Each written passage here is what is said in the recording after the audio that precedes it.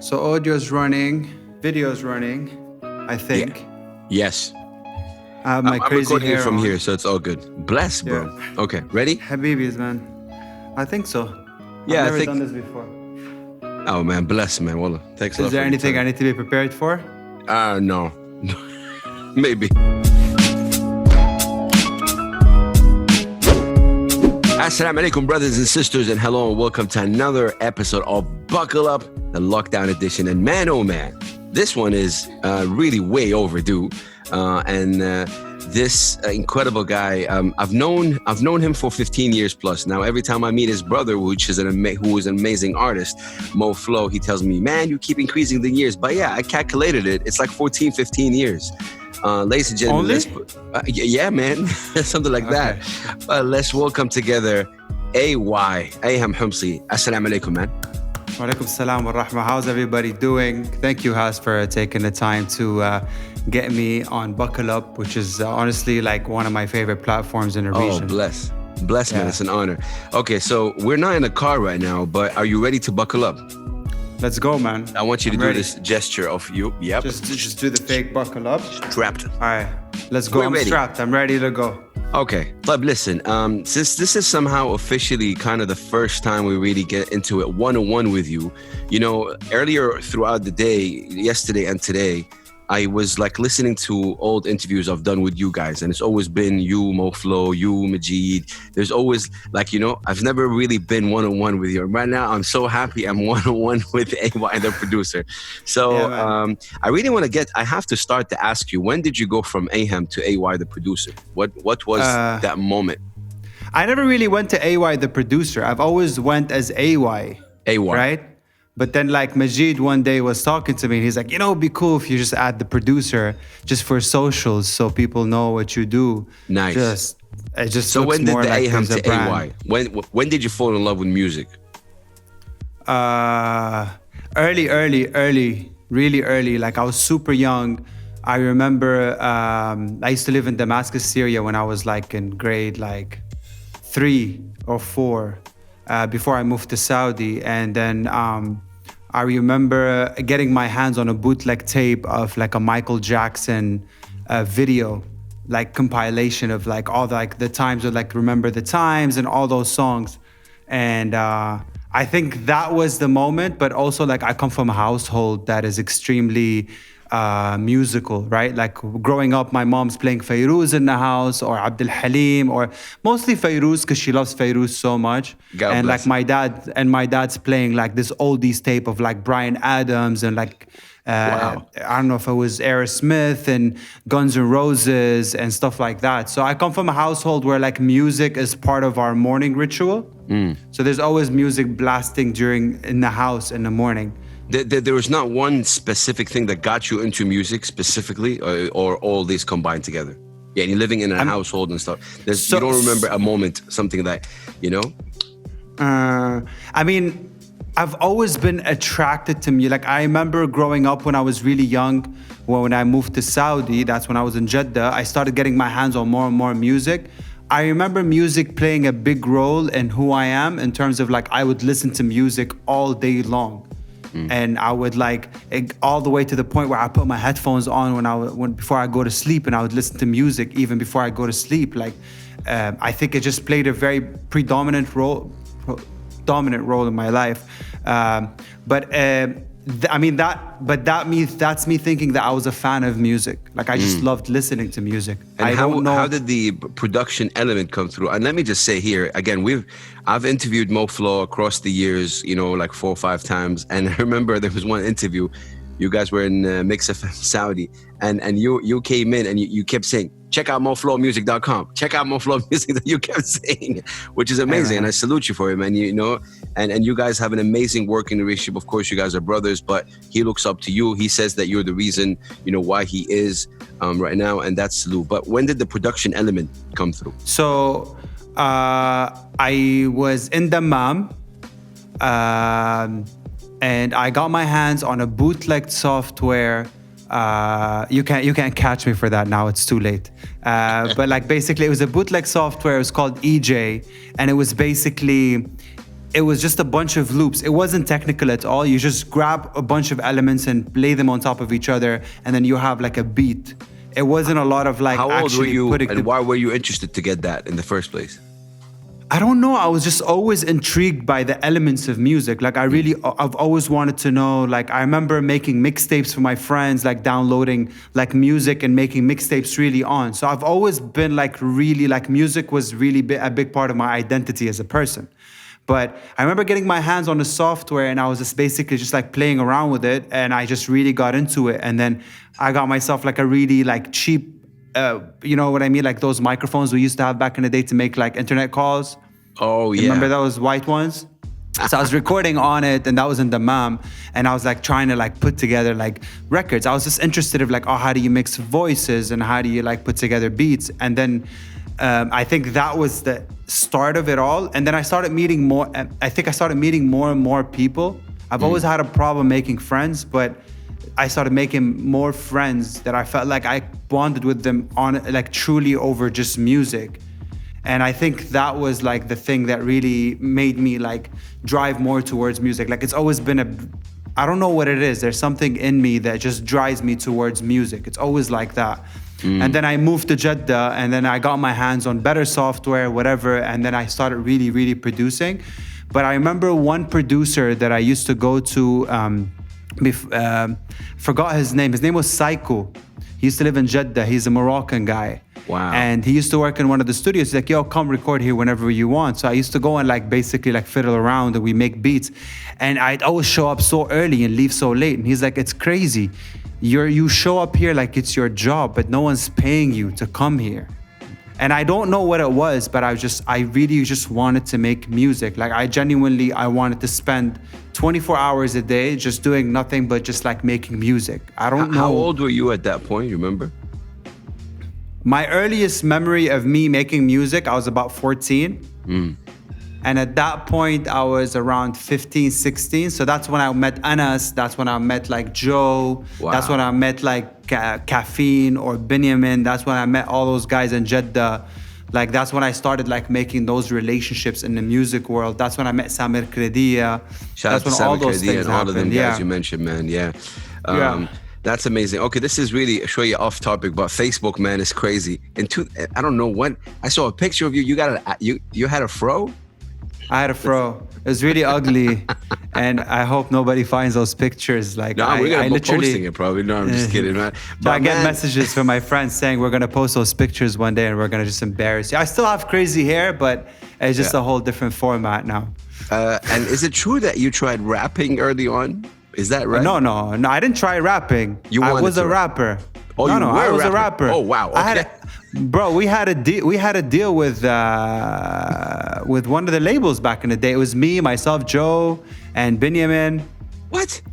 Yeah, we had a record deal. Okay. Yeah, and we had a whole album recorded.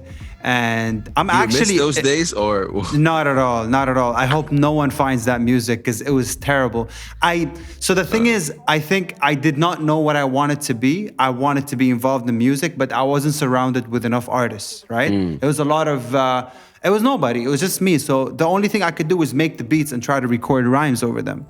And then eventually when I started meeting more artists, but the point when I really identified myself as a producer is the moment when Anas Arabi brought Hamza Housawi, or as we used to call him back in the day, AZ, to Go Production. He's like, you gotta meet this guy. So I was basically spending my summers between university in Saudi, in Jeddah, and I was making a producer project where I was like basically bringing different people to bring, like sort of like a Timbaland type thing, right? You know? So he brought me Hamza and he's like, you gotta check out this guy. And I remember him stepping in to record something, and literally, I think maybe our first or second session, he did You Don't Have to Go Home. What? Like we did, it was so quick. And at that moment, I'm like, I'm a producer. I want to manage you or whatever. I want to work with you. I want to kind of get involved. I think we could do really dope shit. And that's when I like literally like took all my energy and I just put it into like working on projects with Hamza at the time, because I just heard him and he was so talented. And I wanted to spend a lot of my time kind of developing him as an artist. And I really found myself as like a second man or a person behind, like, and just working on the sound and stuff. I really enjoyed that part. And that's when I started identifying myself as a music producer. Wow. And mind you, I wasn't making beats from the start. I was going to ask you about that. You were making beats. I was making songs, like from the start. From my starting point, I never made a stash of beats and then tried to give them to other people. I always made beats with other artists and we tried to make songs. Like, I have just a lot of music. Even my early days, I'll find a lot of like early demos and songs from artists here and there. Like, I have a lot of those, you know what I mean? So that's why I say I'm a music producer. I'm not a beat maker, because in all the sense, I've always kind of wanted to have like finished songs. I was interested in structure and arrangement, all the boring stuff that probably when you make a beat, you're like, here's the beat, all right, cool, I'm done. No, I wanted to see the vocals and I wanted to get the whole finished product, and I wanted to think about the intro and the outro and where does the chorus land. Like, I was interested in structure and music more than anything. Nice. Do you remember the first track you produced? The first track I ever produced? Yeah. Yeah, and it's really embarrassing. It's probably one of those tracks from Dammam. Mo always makes fun of me because Mo still knows some of the bars from my early raps, and he always comes up to me and he goes like... Wait, you produced the track that you rapped on? Oh, yeah. Oh, there's tons of them. There's albums out there. Like, if you hit up... The first one. Yeah. I think it was called like Check Me Out or some really like it was like some really bad like rap. But I mean, there's albums of me. I think Anna still has them. Mo still has some of the stuff. So before I started producing for other people, I had maybe like 4 or 5 albums that were just mine, and I would just give them out around. And you had 4 or 5 albums? Yeah. Like what? proper. Like what? full on. Yeah, like full on. And then the last one was really ambitious. And that's when I met Hamza, and that's when I just kind of went completely in a direction where I gave him a bunch of the records that were supposed to be my album records to him. Yeah. I know you love your R&B, but also like who got you into rap? Like what music-wise? Who did you listen to?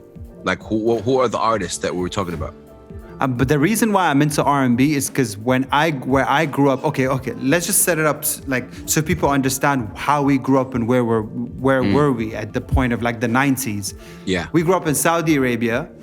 The supply was limited of art and music. It's not like I walked into a record store. I'm like, give me that Backstreet Boys album. Like, it wasn't like my first choice. You know what I mean? But that's what was fed to us through media, through MTV, through whatever, and that's what we could get our hands on.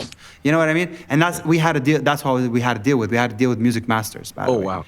So yeah, but we just never went through with it. But I didn't have a choice. So I started getting into the stuff that were just like there. So I remember one day, like I was in Jamjoom. Jamjoom. If you don't know Jamjoom, man. Old school. There was like a small store in the corner under the stairs. There was like a small music store there, and I used to go there because the store guy was really cool. What's it called? Yeah, I remember that. I forgot. I don't know what it was, but it was a really cool store. Yeah. And it's like a really small store too. And I saw, and I was looking. I'm like, oh, cool. What's the new boy band? What's going on? It was boy band era. It was like NSYNC, Backstreet Boys. Like, you'd see some Tupac on MTV sometimes, but 98 also Degrees. We're not getting MTV America and Saudi. We're getting MTV India. True. So they're feeding us a lot of like boy band. They're feeding us a lot of Michael Jackson. So I've already been a huge Michael Jackson fan, and I found an album that said Blackstreet Another Level.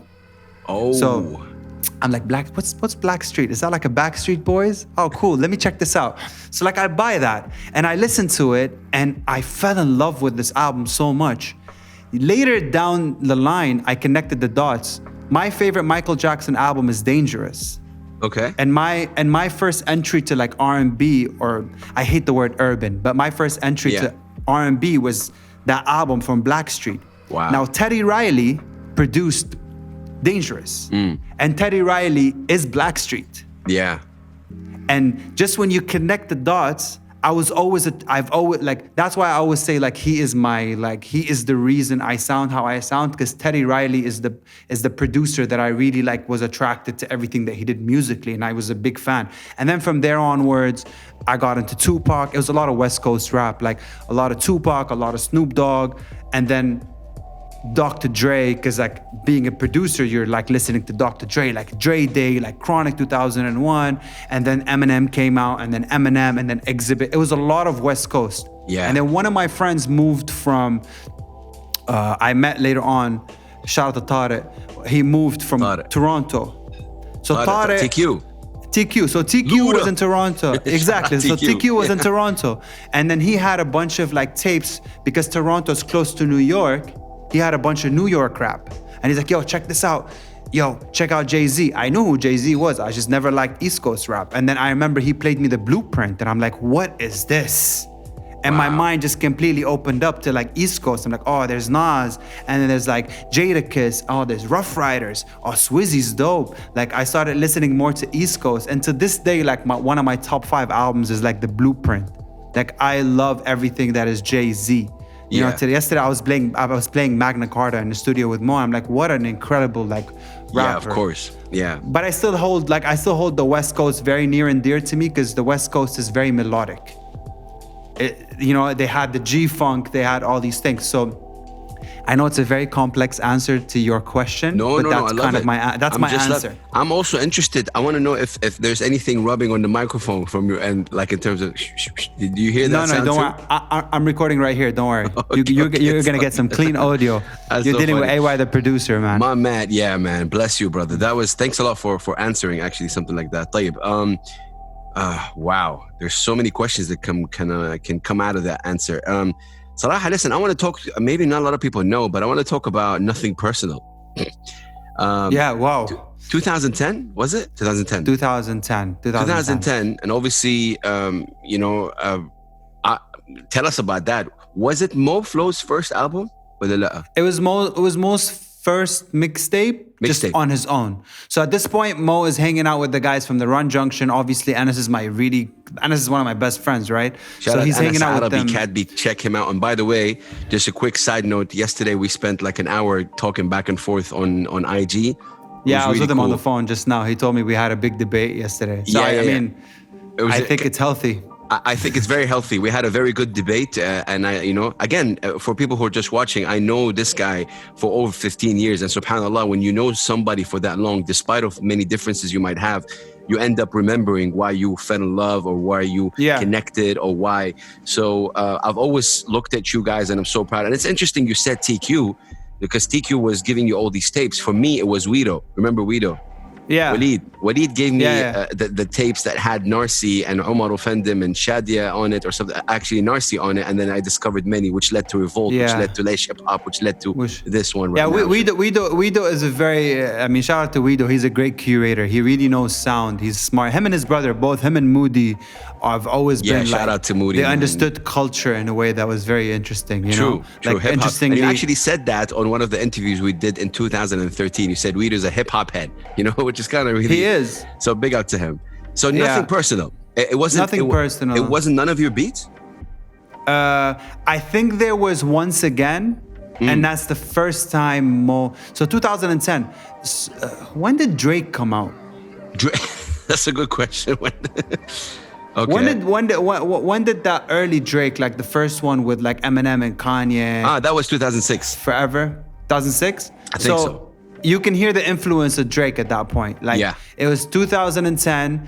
Mo had a bunch of records that he would go to Go Production and record, just fiddle around. And then one day I was making, so funny story, I was working with Prince Q here, and Prince Q was working with Styles P from New York, right? So we ended up producing, I co-produced the record. So I co-produced a record with Prince that ended up on Styles P's project, right? And we were kind of sending beats off to Styles. So I was working on a beat for Styles and Jada in my mind, okay? So, because we knew who they're people, right? So I was working, they were working on something. So I kind of put together this beat, and I'm like, yo, this is gonna be fire, like some shit. And then Mo walks in the studio and he starts humming a hook to it. I'm like, yo, this is dope. Get in the booth. He starts recording to it, and it came together very naturally. Where he got in the booth, he recorded something to it, and it was just like a really good track. And sorry, at this point, when you say booth, was it a home studio or Go? No, this was Go Production. Go Production. Shout out. So to a lot of our early years. Monumental Go Production, still actually active till now, and they're doing incredible stuff. Very much so. Like for me, like Samir was obviously, like I look at him as a mentor. and a person who really, really, really pushed me. Like he used to, like my first MIDI keyboard before I traveled to go to university, he bought it for me and was like, yo, this is my gift to you. Keep making music. You are gonna be great. You're really good at this. Like you need that one person in your life who kind of like drives you in that direction.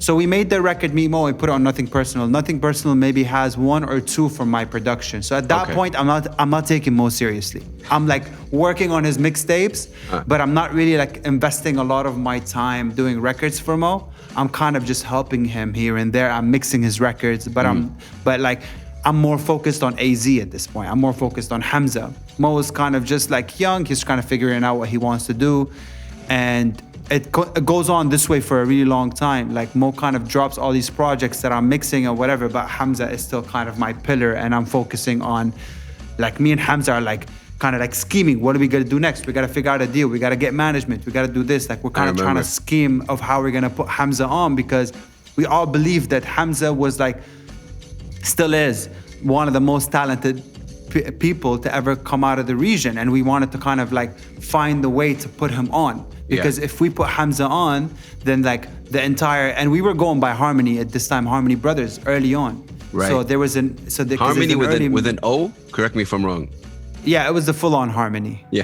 Harmony Brothers. You know, there was no HRMNY or anything like that. So Harmony Brothers would like refer to me and Mo, right? Because we were writing the stuff, and then Hamza was with us as well. It wasn't like a clear-cut situation, but it was there.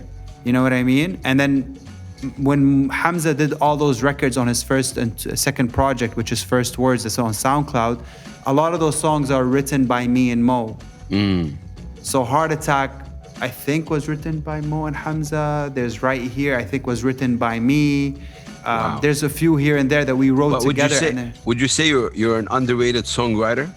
I'm not a great songwriter. I can write really good pop music, I'll be honest. Okay. Like, I think at this age, I'm 33 right now, I know exactly what I am and what I'm not. You know what I mean? Like, I'm not really like an incredible songwriter. I think Mo is an incredible songwriter. He is, I think he's really good at what he does. And thing is, Mo does a lot of ghostwriting that people don't know about. I know. So he has a lot of records here and there that people have that are gonna come out that he wrote for other people, which is really interesting. But yeah, the point is that's when it started, 2010, Nothing Personal, and it was just like an early mixtape from Mo. Yeah, you produced Born Ready. Was it featuring Vision? Right? So Tariq, Shout out to Tariq. 2013 was it? 2013. Yeah. So that's the early mixtape from Mo. Yeah, it was with Born Ready. You and produced also that was not all of it. I produced the intro. That's it. From the entire mixtape, there's the intro, and the rest were all like Madlib beats, and it was a lot of like J Dilla. It was a lot of J Dilla. Like Mo's early days were a lot of like boom bap, J Dilla. Like he loved that kind of bounce from rap, you know? He was showing a little bit of like melodic signs here and there, but it was more like Fonte, less R&B. I was gonna say that, but before we talk about this, would you say you're somehow responsible also for the evolution of Moh Flow's sound? Given I know he's always, like you said, been melodic, but would you also say that you also pushed him towards that? The singing and rapping thing, because I remember you even said it on the radio show back in 2014 when I had you guys. You said like he is one of the very few in the region that does both, you know? Yeah, I stand by it. He wasn't one of the few. Back then he was the only. Like he was the only doing it properly. Like he had a full-on R&B record on his first mixtape, like a proper R&B record. On his second, on his third. It's always been like that. But it was the true, like, look, it was truly what's going to happen in music. If you have vision and you looked at what was happening at that point, it was truly where music was going to move. And for me, there was this really bad energy around rap in the region. There were, like, when you are said, oh, Moh Flow the rapper, for some reason it's less shows, less work, less opportunity. But if you frame yourself as an artist and you leave the rapper, like, I don't think rappers are rappers. Rappers are artists. And I wanted to leave the whole thing behind the rap, because rappers in this region are not sorry like to rap. interrupt you. I just want to remind, back then, this was, I think, something visionary from your end, AY, and I don't say this lightly. Again, back in 2013, I think the thoughts were a bit different. So the fact that you're still, from 2013, obviously till now, you are been thinking like this, and I want to salute you for this. Really, I think not a lot of people thought that. And I'm one of them. We get caught up. Oh no, rapper, khalas, lazim rap. I need that. And you can see with Moh Flow, even like you see with the Born Ready. Sorry, nothing personal. There's a lot of rap in there. I don't think there's many even melodic. Born Ready. There's 3 mixtapes after that. There's Inspired, which is our first like proper project, which you hosted that too. That was ironically. No, you didn't host that. You flew in for that. Of course. That was amazing. That was incredible. 6 years ago, that was... listen, you just sparked something in me. Let Me Go, one of my favorite tracks for Moh. And I love this record, man. I still listen to it till and it's now. a deep record. Like, people come up to Moh, like, or think about Moh back in the day, we're like, oh, you're kind of selling out, blah, blah. I'm like, no, my guy, I've paid my dues. I've spit enough bars for you guys to live by for a really long time. Now, if you come to Moh today, like, no offense, bro, if you come up to Moh right now and go like, oh, you're a singer, you're not a rapper. No, bro, the discography is deep. There's a 3-hour Moh Flow set on Mixcloud. There's someone who was able to mix 3 hours of Moh Flow music. Like, and this is why sometimes I'm like, yo, like, the history is not documented correctly. We did not just arrive. We've been 100%. making music in the region for a really long time.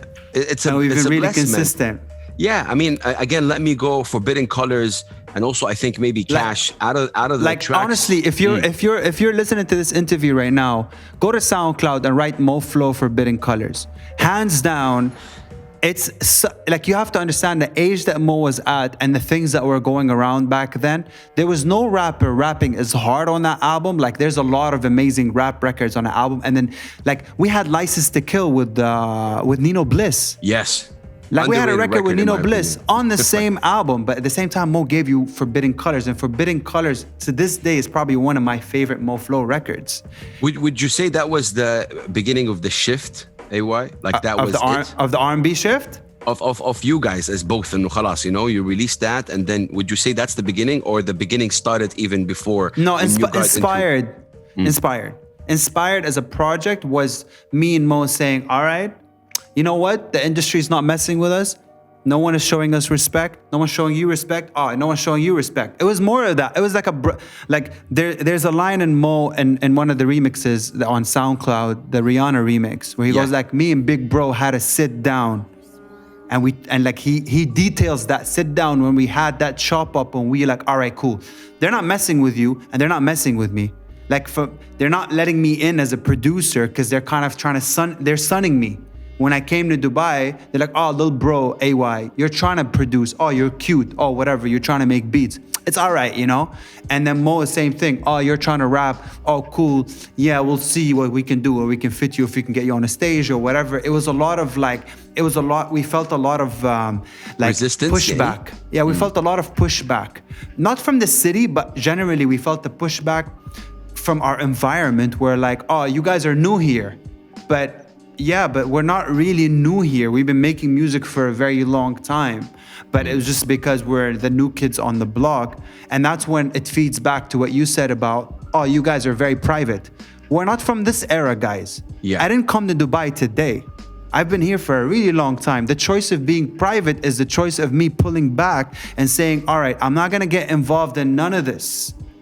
I'm gonna go and play in my corner over there to build something that is mine, completely mine, where no one has a say of what we do, what we say, the kind of music we make. I don't need none of the advice. Thank you guys very much. I'm just gonna go and play in my corner. And go ahead. And now the corner is like, everyone's like, oh, why won't you let us come and play in your corner? Oh, because you guys sent me to that corner a long time ago. Now you want to come play in my corner. That makes no sense to me. You feel me? Like, it's not like I arrived here and everyone was like, open arms. What's up, man? Come. We mess with you. Let us put you on. It was never it was a few people in the situation that were like that, but it was never that way. So the reason why me and Mo had to sit down and we were like, no one's messing with you, no one's messing with me. I need to grow as a producer, you need to grow as an artist. You think I'm dope, I think you're equally dope. Let's kind of build it together. Let me make you the dopest version of the artist that you can be and make me the dopest producer that I could be. And that's what it was. And that's it, like hands down, like I'd die for that guy, you know? And Bless I know you for a guys. fact that he would die the same always way loved for me. that. I told you back then, when I interviewed Moh Flow, you came in and the first thing I said, you know, I'm gonna talk to you, and you said, this is not about me, it's about Mo. And you kept saying during the interview, you can hear it, it's on SoundCloud, you can, mohflowmusic.com, mohflowmusic.com, you kept saying, which is blessings, man. Again, you know, definitely, this is something I really, I love about you. But talking quickly here, there is a project that you guys worked on, which is this remix thing, which is A remix is for you. yeah. How? I mean, I remember one of the times I interviewed you guys where we were talking about that. I think this one did not really take its whole, يعني كده. A lot of people not slept on it. I think a lot of people, maybe if you release Nobody this really right now, knows. don't you Yeah. think we'll have a different kind of reaction? Maybe, I don't know. So the idea was the album that really changed everything for us is This Is You, or Yeah. or You, right? So this album, before it came out, I had an idea. I'm like, yo, Mo, let's do a series of remixes before the album, and we call it I Remixed This For You. Yeah. So we started doing all these remixes, and we started taking all these records that we really like. And bless him, Majid, aka Jeed, he was like, yo, why don't you guys do Dej Love? This record is really dope, it's gonna be big. You guys should do a remix to it. And that's how it all started. Me and Mo kind of like, we're not gonna do a remix. We're gonna reproduce the entire record and kind of give it our own spin. Dope. And then we started making those records. And But then see, that's visionary on its own. Like that's something, you know, that's forward thinking in my opinion. it's algorithm, bro. Like, let's not kid ourselves. It's pure marketing, guys. If I put a song on SoundCloud right now that says Justin Bieber, Moh Flow Yummy. remix, it's gonna get a lot of, and that's what it was. We have a Justin Bieber remix in there. But there Yes. was a dope Justin Bieber record. We remixed it. And that shit, I think it hit like 70,000, 80,000. Yeah, And that was really new for us. My favorite was the Where Are You Now, Skrillex and Deep Blue one. That's the one. That's a Justin Bieber record. Oh yeah, Justin Bieber, yeah. So we took that and we remixed it. And then we saw that people were paying more attention to us. And then down the line, we drop an album, and that's This Is You. That was the marketing plan for that album. Like, we were thinking marketing plan from then, right? And then But again, I remember- don't want to stop you here, because I know anyone that can find the album can find it. For me, what I'm interested about is at that time you were still thinking marketing, and now if you're listening to this right now and know AY now and know Harmony, you know what they were able to do marketing wise. You know what kind of events they throw. You know what they're thinking. So again, you've been doing it for a while. So again, I just want to shout out that forward thinking. It's not something like you always say. You didn't come كده من الفضاء. Look, I gotta give a shout out to a few people. I've surrounded myself with people who are really smart. Like when we're sitting in LA and I'm with Omar Basad, and Omar Basad goes Shout like, out why you Omar guys, Basad. I love Omar. He's a smart industry man. Like he's not only, he's a great musician, but he really knows the game. And he's the one who was like, and I give him a lot of props for this, because that was the days when there was rumors about SoundCloud shutting down. Yes. Right? And we Chance were the very Rapper coming in, SoundCloud. saving it and stuff like that. Way before. No, this is way before. This is Oh, early way before. SoundCloud Wow. dying. Okay. This is there's a phase where SoundCloud was going through a really big problem before the bankruptcy and Chance, way before. And we're sitting in LA, and Omar is like, I don't understand. You guys are making all this quality music, like we're playing him the album, and he's like, and you guys are gonna drop it for free on SoundCloud? And I remember Mo saying word for word, I don't think I am worthy to ask people to pay me money for my project. Wow. He said I'm that. just an artist from the Middle East. And Omar is like, that is wrong thinking. I'm gonna help you guys. We're gonna put the album on streaming.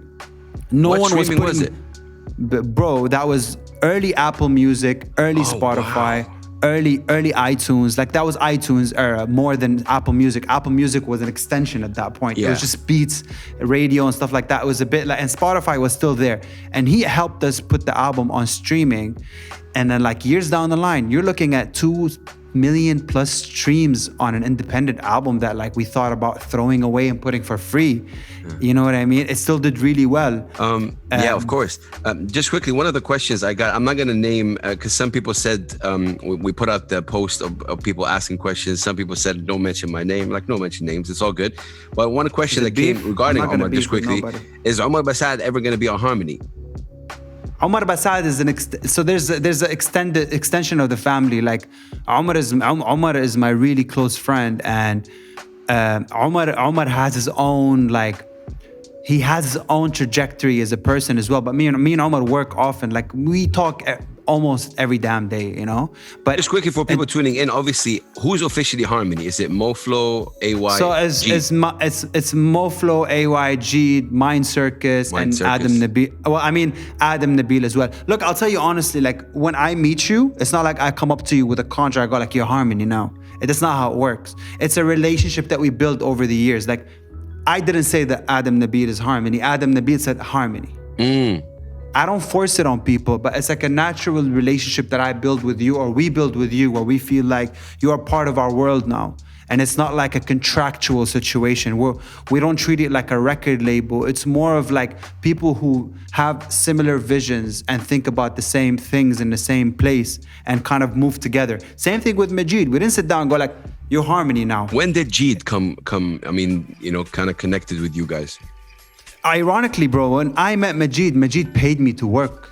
Majid paid me as a producer to work to produce Tomato Soup. Right? Wow.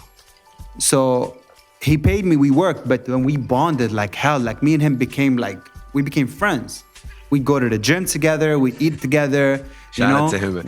He's still like mad at me out. Because I made him freestyle on the radio, and you know there's a delay. It was so funny, man. And then I think it just came together naturally where we're like, all right, cool, Harmony, all right, cool. Like it wasn't like a sit down where we had like an official discussion, and then it continued that way. Harmony is a natural energy that occurs between you and anybody else. It's harmony, literally. It's like you have a harmonious relationship with someone, and it comes out of natural bond. It doesn't come from... What is Harmony in one sentence? Harmony is a collective of forward-thinking creatives. That's it.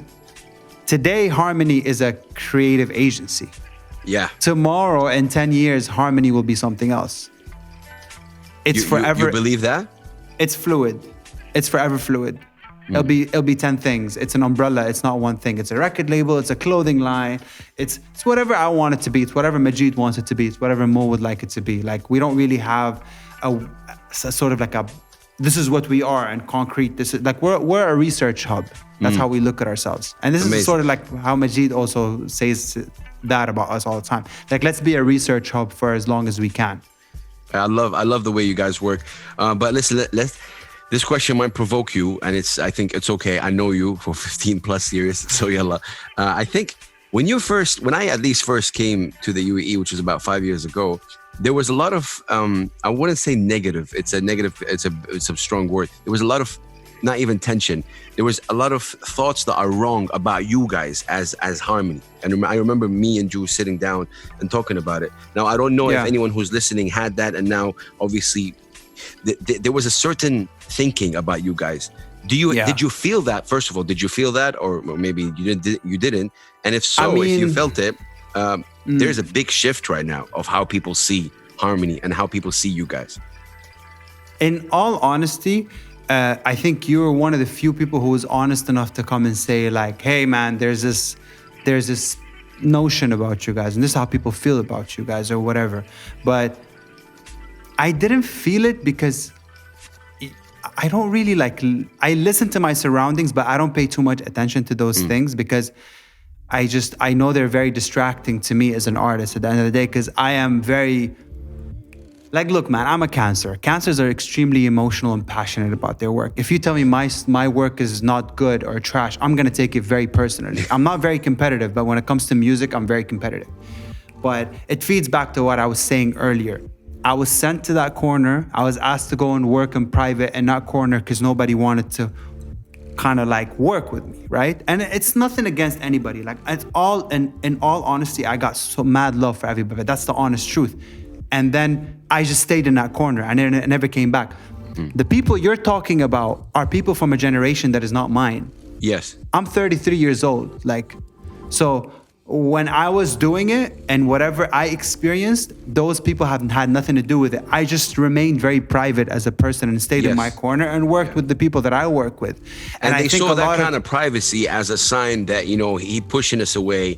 I even remember talking to one artist who would, you know, remain nameless right now, that, you know, I've asked, are they coming? Like, no, they don't leave the house. You know, I'm like, huh? What do you but know? how am I insulting you if I don't leave the house? Yeah, like, I know. I'm in my own house. I'm bringing you no problems. I'm staying in my own zone. I'm working on my own art. You're not paying me.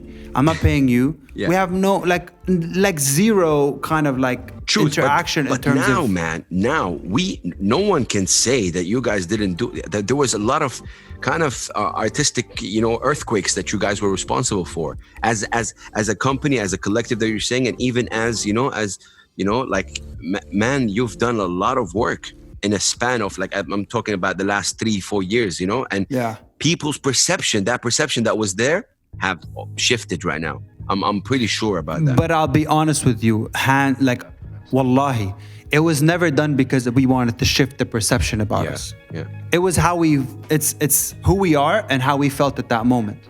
They might, don't get me wrong, in 2 years they might hate me again. It doesn't really matter. Like, no, but like for me, like honestly, it doesn't matter. Like if you don't put food on my table and if you are not responsible, the way we've built our ecosystem, no one is responsible for us. No one can shut me down. No one can turn off anything. Like I don't rely on anybody in any sense in a way. And I don't mean it in a bad way. It's just we're so independent in our own circle and we have great relationships with people. I tend to not ask people for too much and I tend to want to help. I want to help. If I could help you, I'll help you. But in the sense of like being too involved in how people feel about you, that's a forever changing formula. People will forever feel a certain way about you and you'll feel a certain way about them.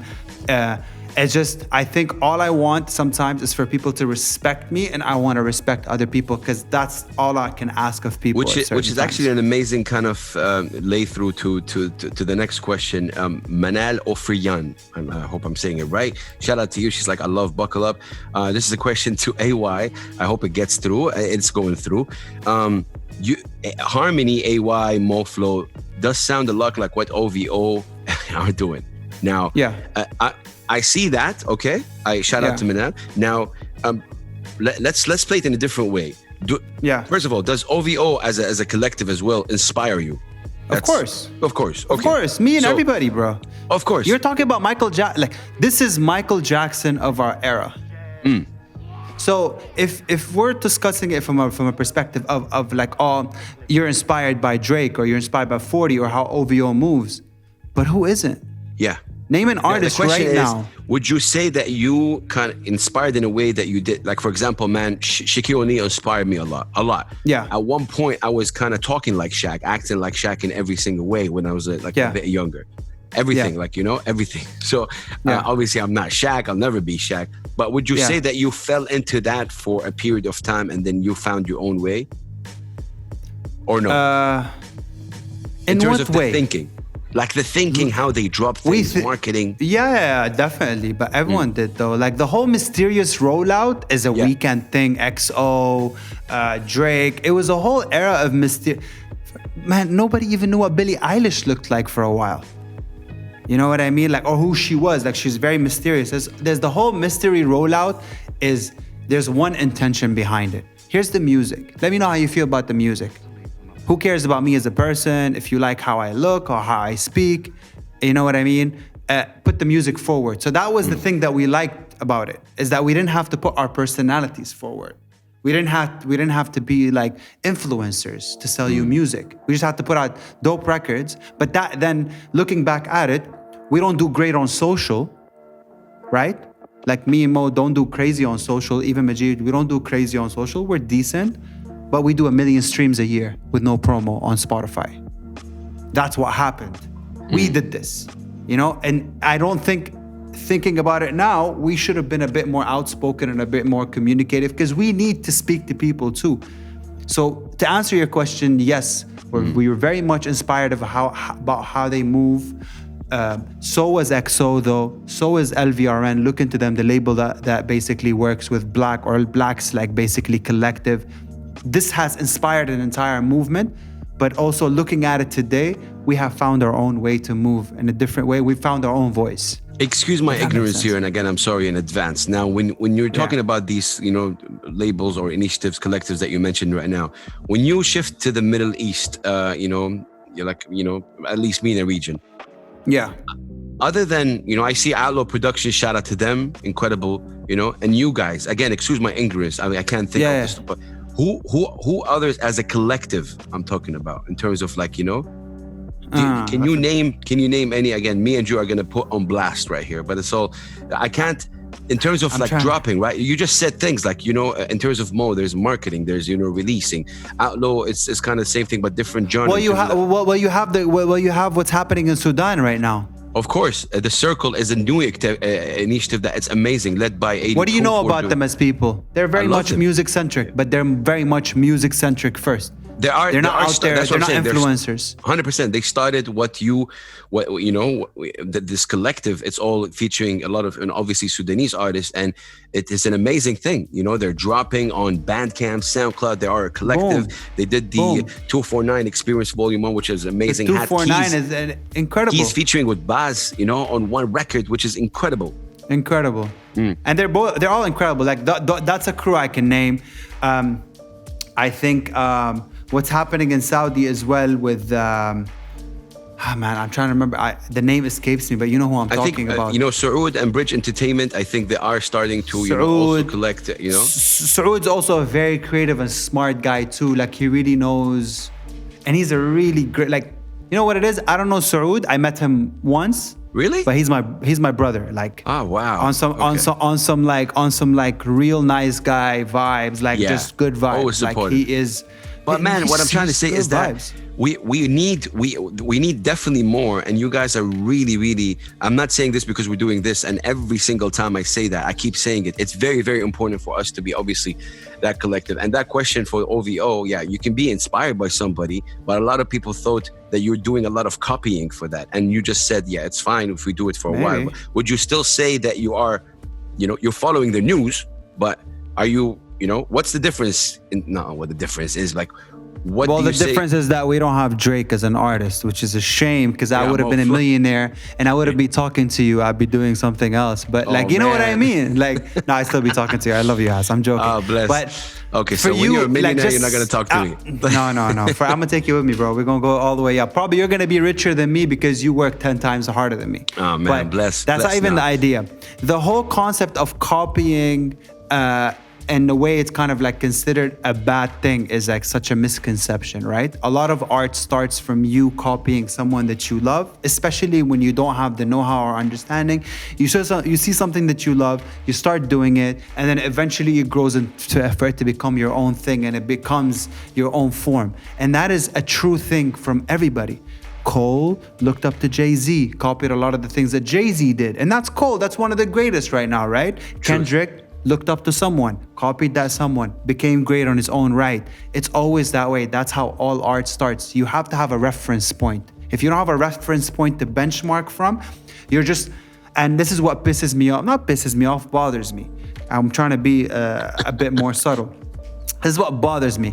A lot of people don't want you to benchmark. So you're telling me that I look at a label or a successful movement and I'm just gonna disregard all their success and all the know-how and all the marketing understanding that they have, and I'm just not gonna benchmark from there? I don't look at music as only an art form. I look at music as a business as well. Like there's a business side to it. And if when did that start coming in your mind? Right from the beginning, bro. From all the way from the beginning, bro. All the way from the beginning, bro. I refuse to play a game. Okay. I always used to tell artists, I'm like, okay, cool. So you want to make music, but you don't want to be active on social media right now, and you don't want to drop consistently, and you don't want to do interviews, and you want to make I'm like, oh, cool. So you want to play basketball where everyone else around you is playing football. You know the rules. You know how this game works. If you really care about it, then you try to find your way into the game and play within the dynamics of that game. And from early on, I realized that there are dynamics to this game. There's a business side to this game. if we don't understand it and we don't do it better, we're not gonna win. Yeah. We're independent artists at the end of the day. Like, I'm not gonna sit here and act cool and be like, oh, I'm not gonna promote my project because like, I can't, I gotta be cool. I don't need to be cool, bro. Yeah. You don't need to be cool. And this is the thing that you were telling me, like when I came up to the radio, and this is, see, it's about keeping the same energy. I've kept the same energy for years. Truth. I was walking in there saying moflowmusic.com. I'm gonna look at you right now and go like moflowmusic.com, because guess what? I still own the domain. It's still active till today. It is. Consistency is what brings success. If we're gonna look at things and go like, yeah, I'm too cool to do marketing, or I don't do Instagram ads, this is the newest one, or I do everything organic. Let me tell you something about organic. Organic has been dead. Your favorite artist agency is paying millions of dollars in the back end pushing his content because organic been dead.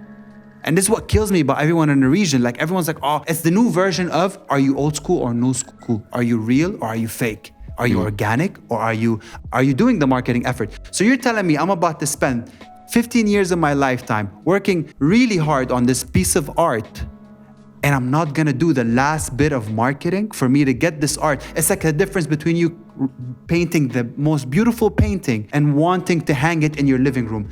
That's cool if you want that. I wanna put it in a gallery. I wanna put it in the biggest gallery possible. That's how I think about my art. Now, what you do with your art and how you consider it, that's completely on you, and I'm not mad at that. Yeah. But don't be mad about how I execute myself. I hear you. That's all I want to. Man. That's how I think about it. That was a really long answer to a very No, but short you were question. you've been always, yani, also vocal, especially, yani, you know, recently, man.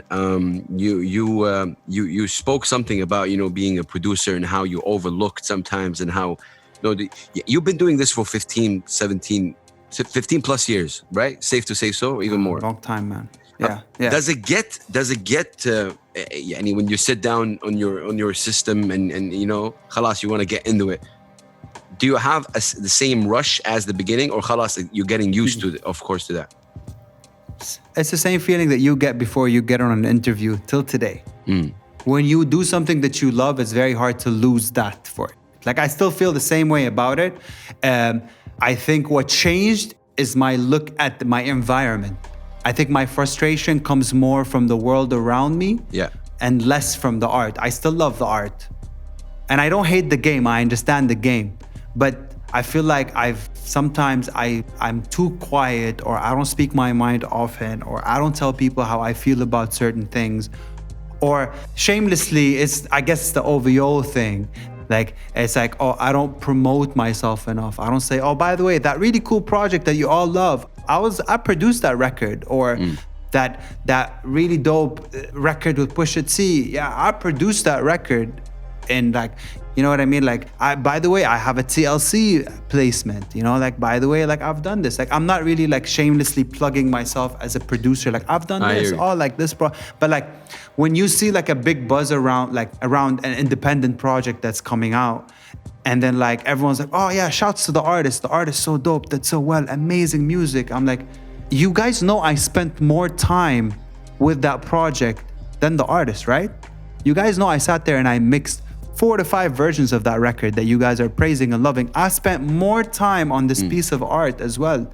So me as a producer as well, I know it sounds entitled, right? I know, I understand. I know we're meant to be the hidden soldier. I know we're meant to be the quiet person in the back that basically does all the work, gets none of the praise or the love, and just like basically we're walking by anonymously and no one cares about the things that we've done. Yeah.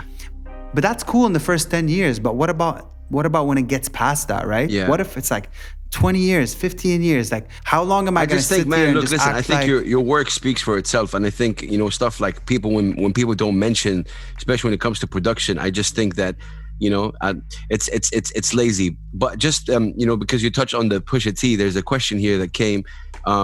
Why did we feel that Moh Flow, obviously when they did the record with Pusha T, kind of didn't skyrocket from that?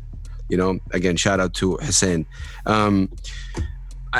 Again, these questions that came through, it is a good question in terms of like, you know, you see, or you're like, wow, Pusha T. And again, I just want to remind you guys that Pusha T came to Soul. You guys had a lot to do with that as well in terms of the connection, I believe. And then when I remember watching this, man, when Pusha T He's like, Moh Flow. And he actually, asked Moh Flow to come on stage. That moment was to perform that song. That moment was, I think, iconic. And I don't think a lot of people talk about it. But to go back to the question, do you feel that you could have benefited more from that move? If that's a question? Yeah. Okay. Yeah, 100%. What did you do wrong? Or not wrong, what didn't you do to benefit? Like, you have to understand, it's like, what could I have done? Like, after, and I'm being very honest at this moment, right? Let's talk about the industry and where it's at in the region. What would I do? Like, what is my next move here? Where do I go get a multi-million-dollar record deal?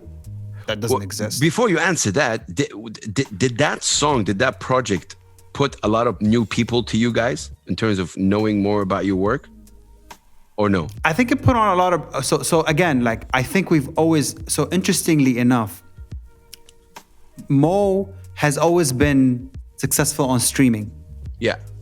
From the SoundCloud days, relatively, we've been always more successful on streaming. So I think that has always, so just for me to give you an idea what I mean when I say that, we've never done anything on streaming to understand why, but the first day we ever opened Spotify, when we figured out that Spotify has a back end for the artist to open and check it out, we found 500,000 streams on All the Way. We never understood why, but that was really early on. That was before we worked with Spotify. So our music is always done well on streaming. To answer that specific question is that if we are in an industry right now, we're kind of like, and I don't want to come and say here like, oh, we're pushing forward and we're in the front line, but like, we are kind of pushing forward and we are in the front line. We're doing things that maybe like only the OGs like a Narsi or Omar Afendim can speak to, but they are in a different geographical part of our world. Like Narsi is in Canada, Omar is in LA. The artists that are from here, what is the next obvious move for us to do after we get a record with Pusha T? Like, there wasn't really a thing for us to do. We worked with Sony, we dropped another project. We kept on pushing the only way we knew how. Like, it's not like there was a move, or maybe there was, but we missed on it. But there, like, in all honesty, I think generally this might answer a lot of people's question in terms of like, oh wow, this guy did this song with, Pusha T. Khalas, they expect and this guy would really kind of, skyrocket from there. Skyrocket is again very, relative. What do you mean by that? What does that mean? Khalas, and he's gonna be doing sellout shows just because he did a record. It could, but again, it's all about when the time is right for you as an artist. And I think that the things have not aligned right now for Moh, for him to get to the point where he can like basically go from there. And in all honesty, that question is a question that I have myself. And I ask myself a lot of the times, and I go back and I replay the moves and the steps. And I feel like we've done everything that would have been in our power to make the situation better for Moh as much as we could. But then again, we walk into these situations and we are the weakest player in the room, unfortunately, because we're independent artists from the region. So there's a lot of like layers to it that you guys don't see that happens in the back rooms. It's not as clear cut a lot of the times. So Moh should have, in my opinion, it should have been a different phase for Moh after that. But unfortunately, let's just talk about it from an infrastructure point of view for the region. If we were anywhere else in the world, Moh would have went on a small tour to do 100, 200 people, venues around the place he's in or the region. That doesn't exist in our region. We couldn't go and do a mini tour in the region, right? We don't have bookings in Europe, so I can't go to Europe. Exactly brings me to the next thing, man. And again, this is really direct. You're saying that, but at the same time, I see a lot of Arab alternative artists doing tours. Yeah. So again, indeed. So the Aziz Marakas, the Kairoki, these guys are selling sharmoofers. None of them are rappers. See, this is what I was saying about the rap thing. Hey, North Africa, I've always known. Muslim, mathalan, for example, North Africa is a different ballgame. I agree, but in terms of your music, do you? The question that I want to ask is like, do you think your music as the HRMNY guys, in terms of like, the Moh Flow, your music they produce, is it impacting culture? And this is something, again, our culture. I'm talking about our culture as... And that's me being very honest. No, it's not.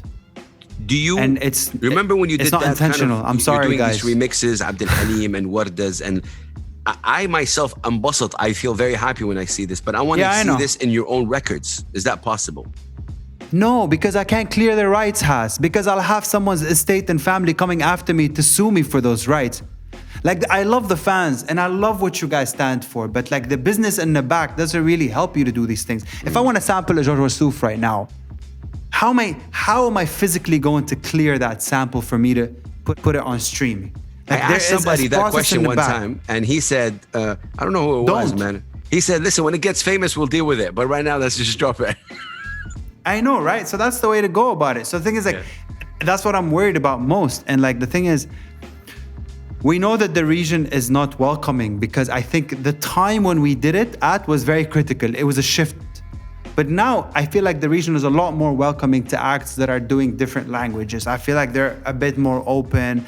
They're like, oh, like I see that a lot in music from Majid, for example. Yeah. Back in the day, it was like, oh, yeah, Majid, انت الرابر السعودي يتكلم انجليزي. And it was that in the beginning. And I've seen it with Hamza too. تكلم عربي يا أخي، غني بالعربي، لا تغني بالإنجليزي. I've seen it a lot in the beginning. And it transitioned slowly to هذا ولدنا. أيوة. هذا من عندنا. So I want to tell people, regardless of the language that I sing in, I'm from you guys. Like, I'm your person. Yeah, but I how come are you from reflecting your land. that in your music? I don't know. I'm talking about my everyday struggles. I'm here. Let me give you an example. Ilyana signed to Salexo right now. She kind of blowing up here now. Why? Because she did a song with Masari, and now she's singing. But she's been doing her thing for a while. But now a lot of the local channels are kind of catching up to her now. Because obviously she did a song with Masari. Masari is originally Lebanese, and now they're getting into it. But she's been doing her thing at least for, I don't know, a year or so. You know, so what I'm saying is that what caught people's attention is because she is doing this kind of very Western vibe, but Arabic, and boom. Yeah. How is your music relevant to the people here? And again, I'm asking this as a... Hold on. How is Drake's music relevant to the people here? You are 100% right with this question. I love you for saying that. No, I just want to know. I think it is, but because he's Western, I'm talking mass. I'm not talking people like us, like our circle, probably the people who may be tuning into this one. I'm talking about the mass people, you know, the people that you know, they don't care, man. I have a segment on NBC, right? And it says like once every 3 weeks. They don't care. They like the support, but they don't care. But if you give them someone like Sharmoofers, a Cairo Key, they're doing Aziz Maraka. Yeah, those are not my, like, look, I think I am very much about the smaller crowds and the niche or the niche or whatever. Like, I don't want mass, bro. I'm cool. Because that sounds like a bunch of gimmicks, Sounds like I'm gonna have to do a song where I'm gonna plug in a bunch of Arabic words just to identify with a group for me to get those record sales. But will I be able... Okay, if that song blows up, Mo's stuck with that song for the next 10 years, performing it on stages. Is it honest to him? No. Is that worth it? Yeah, that's a gimmick. We don't like that. Like, I don't want to do something that's gimmicky. When Mo does something in Arabic, it's going to come out to be honest, it's going to be a real moment, and it's going to be something that's artistically fulfilling to him. When that happening? It will happen. It has to happen, bro. But when it happens, it has to be honest to you, because I love people who are listening and tuning in. I want to see his reaction when he's hearing this. No, we've had these discussions. Me and Mo are very much like, we know exactly what we're going to do next. But the idea is basically like, we have to live with our art. You don't have to. I have to play my song, or Mo has to perform his song 40, 50, 100 times a year. So if I don't love these records, I'm not gonna love what I do, and it's not gonna be the way we're gonna go about it. Like, we're not gonna do something gimmicky for us to try to get to that point. We've always known this. There's a song that Mo has, it's called Slow Burn. Our career will forever be a slow burn, because we are consistent and we know what we want to do, and we're gonna keep doing it. We're gonna keep knocking on the same situation until it gets to the point. So I'd rather have a slow burn that's consistent. Again, we did 1 million streams last year. We've dropped about 4 or 5 songs, 0 promotion, 0, nothing. We were even surprised. That means that we still drive consistency, and people still come to listen to our music, with or without the support of an outside entity to push further into it. You know what I mean? Yeah. So this is a question that came in from Michelle. Shout out to Michelle. Recently dropped her. Definitely EP. Go check it out for sure. She asked a very an interesting question, actually. And you were really recently doing these quarantine sessions, right? Which is really, we're living in a really crazy time. That's why we're doing these buckle up lockdown. She said, what do you look for in two songs to be able to mash them together? And again, check out Michelle or listen to Michelle. So I want to give a shout out to Michelle. Michelle just dropped her project, a 4-track EP that basically like we worked on together. And honestly, like her, and I was telling her this yesterday, I played that project again for some reason while I was working the other day. And it's an incredible project. Like she's so good, man. Like, and it's not because I was on a production or anything, but it's just like I was so proud of the work that was done for this project. But to answer your question about the two songs mixing together, in all honesty, man, I'm like a mad scientist. Like I don't really have a formula when I make music. To this day, I have producers hitting me up and going like saturation and -6 dB and like attack, compression, release. And I'm like, I don't speak science. And I know it's so weird. And a lot of people look at me, but I'm like, yo, but I mix all the records. Go ahead. I mix all the records and I do. Go ahead. Go ahead. Hello. Yeah. See, this is happening, ladies and gentlemen, right now. Okay, my computer went nuts. This is me interviewing the guys, and it's just decided to play. Sorry, go ahead. So basically, like I don't really have a scientific process like other producers, where I'm not like very. I'm all about how it feels here. Like my answer to all these questions, and again, it goes back to why don't we make music in a certain way, blah blah. It's because if it feels right here, I'll do it. And for me, like when I'm looking for two songs, I'm like kind of like I'm playing an acapella. I'm like, oh, that sounds dope. Oh, it'd be dope if I put Abdul Halim over here. Oh, cool. Let me get that thing. It's very like it's on the spot, and it's very like I'm not very planned as a producer. So I like the spur of the moment. Yeah, it's okay. Again, this is I don't mean that in a bad way, but this is just coming in. Obviously. There's a title on the Gulf, right? It's Ayham Homsi, the mad scientist of the UAE music scene. Now, shit.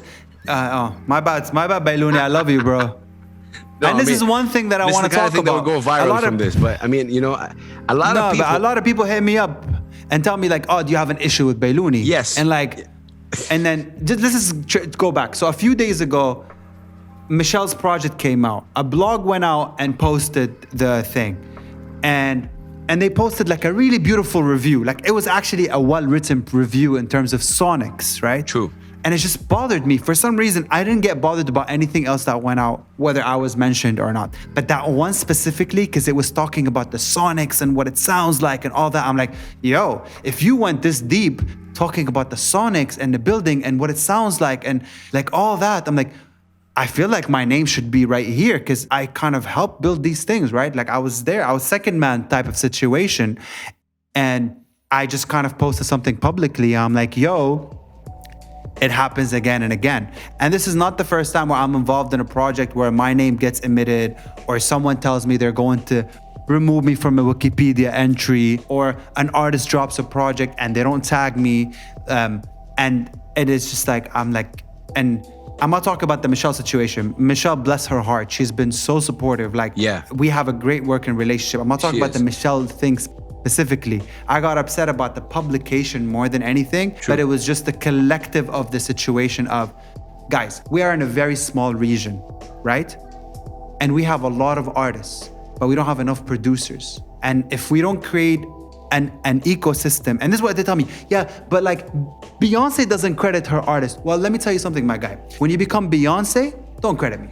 Because you've paid me enough money for me to sit in back and like drive a Rolls or something around because you are Beyonce. But you're not Beyonce. You're independent, I'm independent. We're both small in this game. I'm not saying I'm bigger than you. I'm not saying you're bigger than me. I'm saying we're equally coming into this together. Whether you pay me as a producer or I work with you for the love. We are coming in together to combine our forces to create something.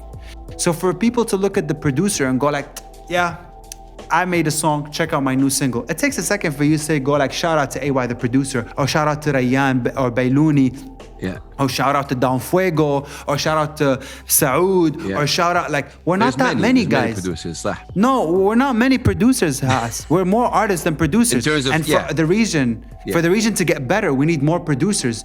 Because you have to know something. Drake wasn't Drake without 40. Yes, 100%. There is no Drake without 40. There's no Weeknd without, like, you know what I mean? Like, there's no Weeknd without Belly writing records for the Weeknd in the back. Like, there's a lot of people involved in these situations that really bring things together. You know, and you have to understand those people are as important. Zubda, you and Bailuni have a good, I think, and a great relationship. Oh yeah, after I posted the thing where I went at the blog, I'm like, yo, like the producer should be credited. It's again happening in me where people kind of like don't credit me for stuff publicly. Bailuni called me and we had like a 2-hour conversation, but that wasn't the first time. 2-hour conversation. Wow. Yeah, I was just talking about things, and he was telling me situations where he was like, this has happened to me. And this Bailuni, like Bailuni has mass. Bailuni creates a lot of music with a lot of artists. Bailuni has, if you think I have a story, Bailuni probably has 10 times, like 10 different versions of my story of situations where he feels like he was kind of like downplayed as a producer, right? But like, not to say that, like me and Bailuni have a really good relationship. And if anything, like, don't get me wrong, I'm competing with the guy. I know that. I'm not stupid. But it's not like a competition. Just because I compete with someone, they're not my enemy. Like me and him, we touch base often. We talk often. I'm cool with Don Fuego. I'm cool with Saoud. You name a producer. What's up, Nile and Oman? I'm very cool with Nile. Shout out to Mind Circus is my partner producer. Like me and Mind Circus produce everything together. Speaking about Mind Circus, really, man, do you think he's underrated? Mind Circus? Very underrated. Like, very underrated. What is he do? Like, man, shout out to Mind Circus, man. Like, you know, seriously. Mind Circus is probably, like, honestly, Mind Circus is a genius. And that's the only way I can explain what this man is. And he has the kindest heart in the world.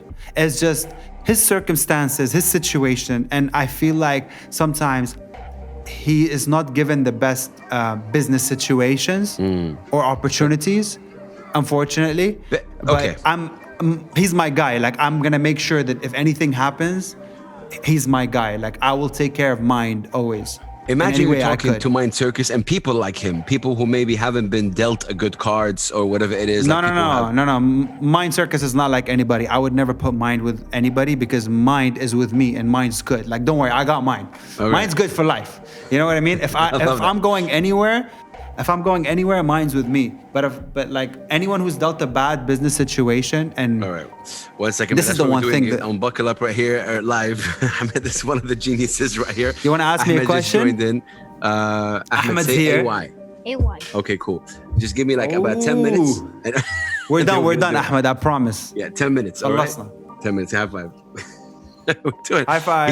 He's been trying to whistle and getting into DJing lately, but yeah, listen, man, I a lot of people. The only thing I want to say about before you go on, the only thing I want to say in our call with Bailuni gave me said one thing to me, and he's wise. Like, he's like, I think what you said was accurate. I think your choice of time was poor. Okay. You know? 1 second. The choice of time, because I think a lot of people might say because Michelle just dropped. This is Michelle's moment, and he's right. And I called Michelle. I'm like, listen, like, I hope you know that this had nothing to do with you. This was just me, how I felt at that moment, and we had like a really good conversation about it. And I think he was right. I'm not saying he's wrong. Like, but the thing is, like, I'm not even justifying it. This is how I felt, and this is what I said at that moment. And if people want to take it the wrong way, and people want to say like, "Oh, this guy's difficult to work with," or cool. I hear you. Like, in all honesty, look, like, I think cool. I think at the end of the day, it's you know, I know what your intentions are, man. And again, you're somebody. I don't know. I think we've been doing this for an hour, man. And I think you. And I'm really, really glad that you gave me time to do this. I just want to say that you know, this is you. Would you say, obviously, I'm trying to ask you as a producer in terms of how you think, your mind inside. What's the main difference from project before and This Is You in terms of a producer, technically? Yeah. What happened? Yeah. So This Is You was our first attempt to put together a full length. Okay, before before This Is You, a lot of the songs had samples. Okay. So Inspired, which was the project right before, there's a lot of singles in between, but the Inspired, which is as a project, had a lot of samples. It had a lot of Lenny Kravitz. It had a lot of different like samples that we liked from records. Right after Inspired, we started trying to create our own sounds without samples because we wanted to put our music out. Okay.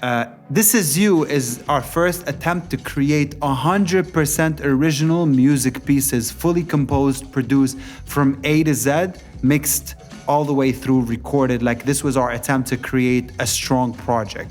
And it was our attempt to kind of play with different sounds and really figure out what Moh sounds like today. And it was all because of a song called Lie to Me. Woo. And that song did really well. And we love that song. But it wasn't part of the project, right? Now, when you go to Faith, Faith is a cleaner, sharper, more radio-friendly project, in my opinion. Like, you don't hear a lot of... And it has a weird space in my heart. Faith has a really weird space in my heart because we were in a very weird place in our life. Okay. Yeah. So when the project first was, when we made the project, first of all, we were going through a very hard stretch in our lives, right? We had a lot of things changing, a lot of personal things were going on our side. Moh had Moh had a surgery that we don't really speak about publicly, but it was like very hard on us. And things were really tough, Has. Like, we were figuring out things in our personal lives, survival, how we're gonna like maneuver in our life.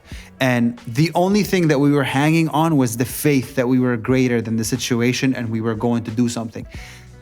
It's not a story in the album. It's not a deeper meaning where you hear the album and you go like, oh, this is... No, it's basically, we titled it, or Moh said, I want to call it Faith because that's the only thing that's keeping me hanging on. And that's true about Moh. Moh's faith is so strong in things. Like, Moh said, at 25, if I do nothing great, I'm done with music. At 25, Moh collaborated with Pusha T. And he said that in his 21s, by the way. Like, in his 20s. Like, if I don't do something great by 25, I'm done. 25, boom, Pusha T.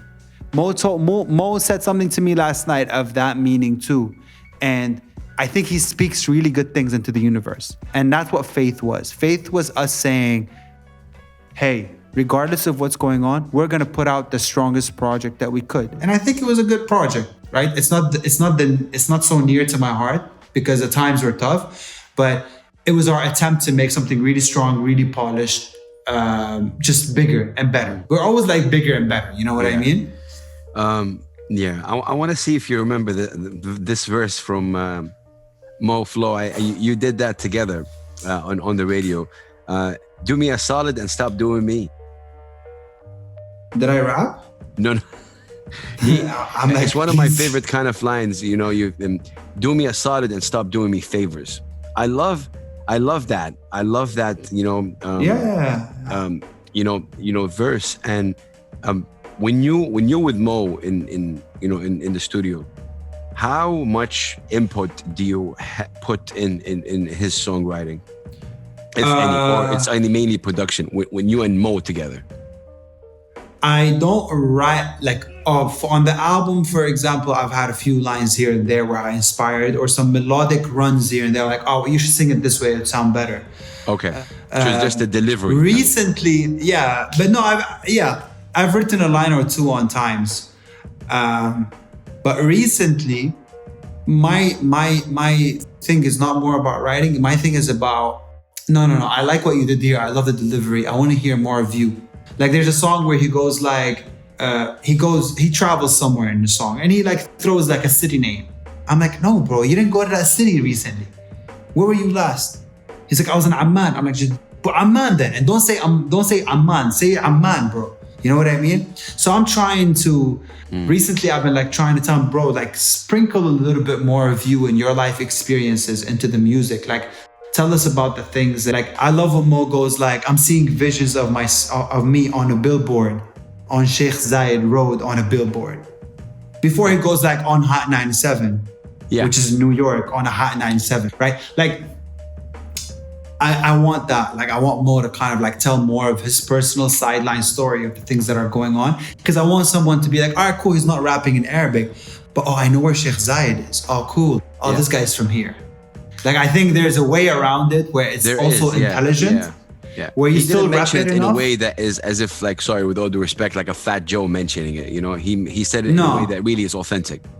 It's my dream because I'm pretty sure that Fat Joe doesn't want to see himself on a Sheikh Zayed billboard. He doesn't care. He lives in the States. He wants to see himself on some like New York billboard. But for us, it's a dream for us to see a billboard of ourselves. Mind you, Mo has had billboard of himself all over the States, on Hollywood and all that stuff. There was massive billboards of Mo and Pusha T, like literally Mo's face, and we have pictures of it. But we still want to get the love here. You know what I mean? It still means something to us. For us Are you getting love here? Yes or no? It's not hate. Like, I'll be honest. Like, we have a great relationship. In all honesty, we have a great relationship with everyone around us. Like, we don't. I'd like to believe, because we mean no harm. I swear to God. Like,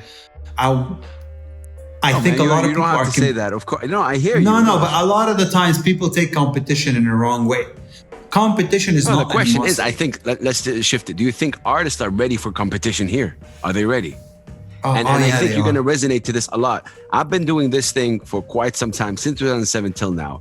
And recently, for the past couple of years, I'm really kind of ready to say to people who ask me about their song, your song is trash. And you know how big that is for me. You know, I don't know what happened, but I'm ready. But I don't think the artists are ready.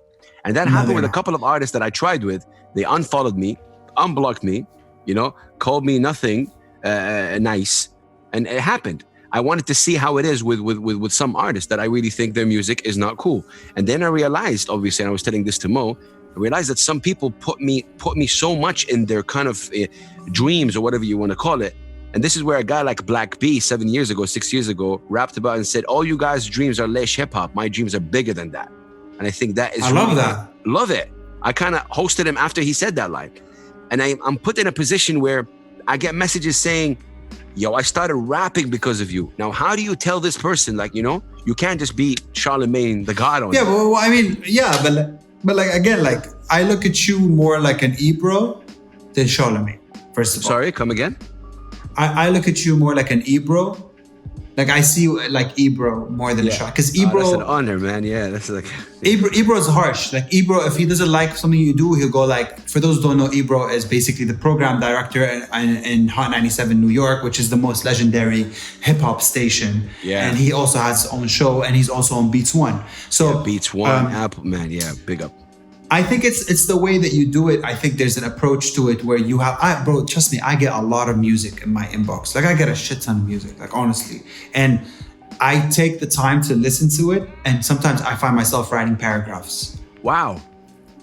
Really? You know, I'm like, yo, I really like this. I don't like the choice of the kick. I wish you said this here. Blah, blah, like, but see, you guys, as songwriters, producers, you can have the right. I'm at the you can also, bro. Like I said, when I listen to a track, like "Let Me Go," man, what is like? If you haven't listened to "Let Me Go," I know from the guys who recently got to know Mo, man, this is an amazing record. This was really done back. So look, I come in. I just want to say, bro, but Has, you're not a fan anymore. Technically, I don't understand production. Like, I don't get it. You're not supposed to get, but you understand emotion. Yes. You understand what things 100%. Do to you in terms of like. So I think you can always give someone an advice, and I think the position we're put in right now is that we have to honor the position we're in, because if people are sending me something, I'm honored when someone is like, "Yo, what do you think of my song?" I'm like, first of all, let me just say, I'm honored that you care about what I think about your song. 100%, bro. But again, to answer to go back to the question, do you think artists are ready for competition here? Like, if you and Beiruni, a lot of the names, you know, these are the two names that kind of really على طول artists. Yo, Beiruni, I'm coming for you, fam. Beiruni, I'm coming for you, fam. You heard it right here. I'm coming for that number one spot, you know? Versus Serious Arabia. No, I'm just... I think if this ever happened here, I think you and Beiruni actually have a really cool, you know, sort of... It'd be too friendly. It'd be too friendly. You need a little bit of like... you have a little animosity, you know, like me and Beiruni would be like, hey bro, oh my God, I love this song, man. No, we need a little bit of like shit talking, you know? It can't be all nice. You're both also Syrian, mashallah, so yeah, that's... Yeah. But like, do you think artists are ready for competition? I think we are in the era of love, in all honesty, from what I'm seeing around. We are in the era of love and harmony, and no pun intended, but nice plug. we're in that era where everyone is basically has a good relationship with everybody and everyone is kind of bigging up everybody.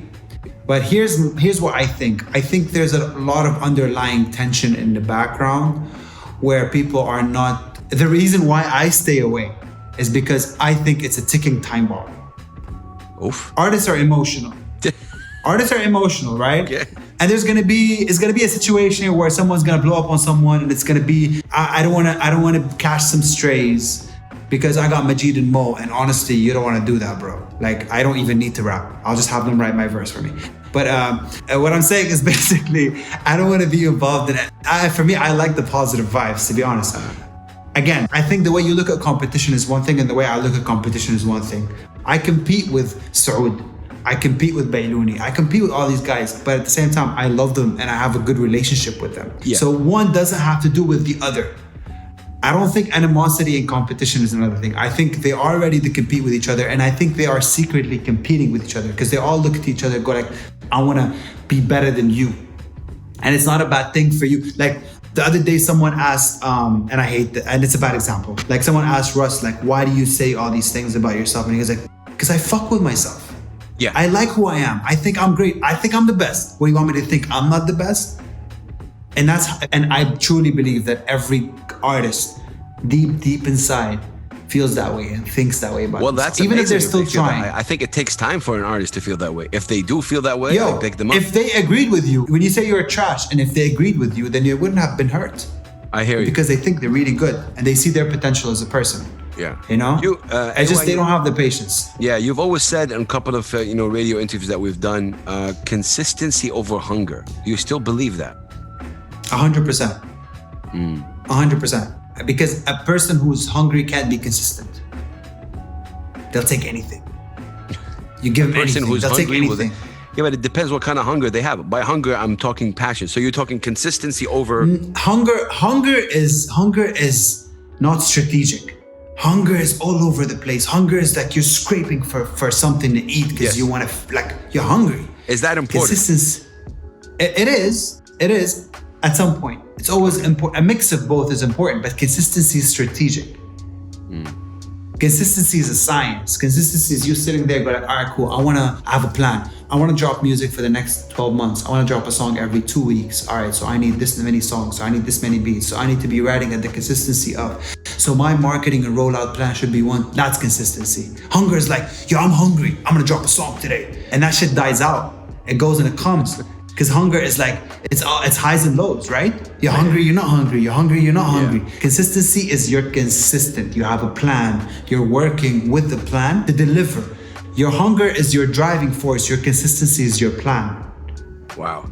I mean, one of the best things about Buckle Up is really, I don't prepare a lot. I mean, I just had to fact check a couple of things because you guys have been doing it for quite some time and I know you from Jeddah and I have a voice clip of me saying, that was in 2013, of me saying, I remember Moh Flow getting out of school, gray pants, white shirt, going to Mead to get Luzine or something like that.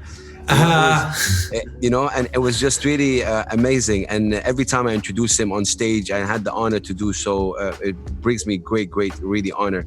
The best beat you ever produced, AY? Ooh. Look at that face. That's such a hard question, bro. I know it's hard. That's such a hard question. It is hard. But I mean, in your opinion, or maybe you can take it as a beat that didn't take its success rightfully. I don't know. I like all my beats. I fuck with myself. But okay. But the ones that really caught me off guard is like a Do You Wrong, for example. I really like that beat because I didn't think that Mo was gonna do that with that beat. Why? I just didn't think it was the right tempo. I didn't think it had that run. Like I didn't think it had that power. And does he surprise you sometimes, Mo, in the booth? Like he does something like, whoa, I didn't know you could do that. Yeah, because I don't record Mo, if anybody knows. Like I'm not in the same room sometimes with Mo recording. Mo records and then I come and I hear records later on. So we work in isolation. We work together, and then when he's working on writing the record, a lot of the times I leave the room and I give him the space. Is that how you work with every other artists, or only Mo like that? Mo and Majid both have their process. So Majid works in isolation a lot of the times too, because Majid likes to record a lot. So except when he knows what he wants, like for the sand, for the last record from the sand, he had the concept. And he's like, I want to do some Arabic shit. Like I want to speak that. I want to talk that talk, but I want to like do a bunch of references about the Middle East. Like we, from the city where we say Bipsy, not Pepsi. Yeah. Like he wanted to do a bunch of those. And he's like, I want the beat to go like blah, blah. And then like Majid's usually really difficult to work with because he turns me like, I give him the beat. He goes like, yeah, it's not it yet though. Like try one more time. Try one more time. Yeah. He challenges me a lot. And then for that beat, like I literally did it. He got it. He's like, that's it dog. That's the beat. I'm like, for real? He's like, yeah, that's done. And he like finished the song so fast because I really like that one. And in terms of other artists, how is the process like? And again, would you? How do I ask this question? When you work with Majid, with Moh Flow, with maybe also an Adam Nabil, people who are in obviously with the harmony. Do you work with the same kind of intensity when you have somebody else coming in outside that circle? And be honest, like in terms of giving knowledge and giving critique. Same? I was having the same conversation with Baylouni. Wow. Yeah, we were talking about the same thing, the level of intensity. And that's why I decided to pull back a little bit more this year, where I want to do less.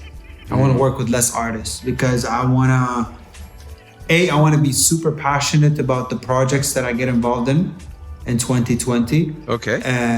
And B, I want to be placed in a position where the artists came for me to produce them. They're not looking, you know what I mean? Like they came because, I know Ayham or AY got that thing that I need and I know he can turn it around. That position alone puts you in a place where you can tell the artist, I don't like how you did that verse. It's all about where people place you, you know what I mean? If someone comes to you in a position where they're just like, oh, you're a paid producer, that's cool. I don't want that. I'll pass on the money. Like I've made a firm decision that I'm cool with that. Like I want to be put in a position where like Michelle allowed me to be great. That's why you have the project. Michelle allowed me and believed in what I was doing because she helped me understand her. And when someone does that to me, when someone does me that, I'm able to deliver something great. Yeah, but just a quick backstory, just quickly, obviously D3 Unplugged, this is how we all know about Michelle. You guys gave her a chance to get on the stage, obviously, and that's really honestly, tend to take yourself out of the story. All of us collectively, including you, were involved in that decision. I mean, bless you, man. So, in all honesty, we're gonna do this because you're gonna write yourself out of history. But like, obviously, we did a competition. We said send out some music clips of you singing, and Michelle was one of them. And we all collectively said she's incredible.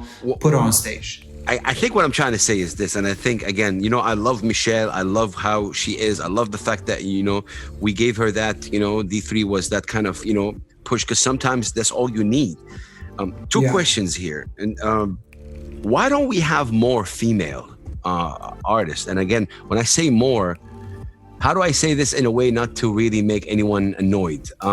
I'm a huge kind of activist when it comes to supporting. I just did a whole online festival to my Saudi sister. 15 female artists came and performed live on Instagram. So I'm coming in on good intentions. I just feel that if you, in the male section, you have a guy like Abri, right? Who is the female of Layla Kardan. Layla Kardan, okay. I'll give you names. I'll give you tons of names right now. No, there's a lot of amazing artists, whether it's the Shaybanis, there's a lot of artists, of course, incredible people, but you would say that Layla Kardan is that veteran. Yeah, definitely. And not because Layla is my dear friend. Layla's incredible. But like, I personally, I do think, look, a couple of things about Layla. I really think that she's kind of underrated in a way of, because of maybe she's not releasing a lot of original music, and she has a lot of original music, but I don't know, they're not out or something. Her live performances is an experience. She's amazing. She's well-rounded as an artist. She really knows her sound. She is a grown person who has a lot of incredible energy, and you can feel it in her music. And it's been that way, by the way. Layla's been incredible. I've known Layla for a really long time, so it's been that way with her for a very long time. And a really interesting part is that the next project that Layla's dropping, I've had a decent hand in producing. Like I produced maybe 2 or 3 of the songs that are coming out, and Layla's incredible. Like I love working with her. She's such an energy, and I've wanted to work with Layla for a really long time, and I've known her for a really long time. But that's a person. You have Sarah Shaybani. She's incredible. You have Sarah Trabulsi. There's many really if we're gonna get into she's the incredible. There. But my question was, when you speak Abri, right? You speak years of experience. You speak a lot of, and there's also a couple of other names, but the name that comes to my mind right now is definitely Abri in terms of the well-rounded, the experience, the legendary status. Alex. Shout out to Alex. And I think, Alex. So well-rounded. She's a musician. Yeah. She is. Alexander Kristich is one of the most musicians, people, incredible. I think, and she's so nice to be around. Like I've worked with her on maybe like one song, and like she's so nice to be around. She really knows her stuff too. Yeah. So I think Alex is really incredible. There's a lot. I think what I'm trying to say artists. Is that you feel like, okay, there's a lot of incredible talent in terms of men, talent, female. I'm talking. There's a lot. I just think that sometimes there isn't that one or two that you can give them an authoritative figure, if that makes any sense. Like okay. Yeah. Like if I'm speaking in Bahrain, like for example, I would really think of a Sarah Nabil, right? Like Sarah Nabil. Yeah. But Sarah's a producer. Producer, but I'm talking as a female hatta figure in terms of like an art. You think that, wow, she's really been around. She knows her things. She's really well connected. She's been under, obviously Outlaw Productions. I think, I just feel sometimes that there's a lot of nice things going on, and there's a lot of, I want more competition. Hadi Zubda. I want more competition between male, females. I want that, not anger, but I want hunger. I want people. I don't want the same kind of people to show up to events. And this is what I want to talk to you about. I see the same faces, man, coming to the same events. How do we change that?